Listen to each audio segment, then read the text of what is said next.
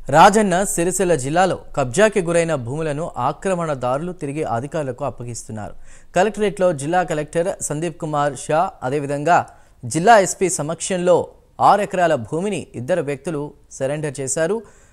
తంగళ్లపల్లి మండలం సారంపల్లికి చెందినటువంటి కూరవేణి నర్సయ్య అనేటువంటి వ్యక్తి 5 ఎకరాల సరెండర్ చేయగా మండేపల్లికి చెందిన మూసలింగం 1 ఎకరం భూమిని కూడా సరెండర్ చేశారు. వీరు లబ్ధి పొందినటువంటి రైతు బంధు పీఎం కిసాన్ యోజన నగదు రికవరీకి పర్యవేక్షణ జరుపుతామని కలెక్టర్ తెలిపారు.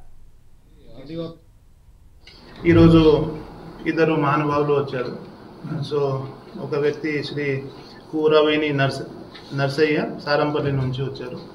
సో ఆయన 2018 నుంచి 464 సర్వే నెంబర్లు 5 ఎకర్ అక్రమంగా తీసుకొని ఉంటారు. సో దాదాపుగా 6 టైమ్స్ రైతు బంధు మొత్తం తీసుకున్నారు.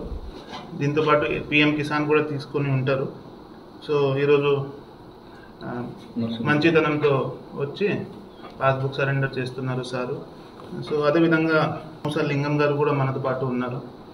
వీళ్ళు కూడా 365 సర్వే నెంబర్లో 1 ఏకర్ లావణి పట్ట అక్రమంగా తీసుకొని ఉంటారు. వీళ్ళు కూడా ఈరోజు వచ్చి మంచితనంతో మాకు ఈ ల్యాండ్ సరెండర్ చేస్తున్నారు.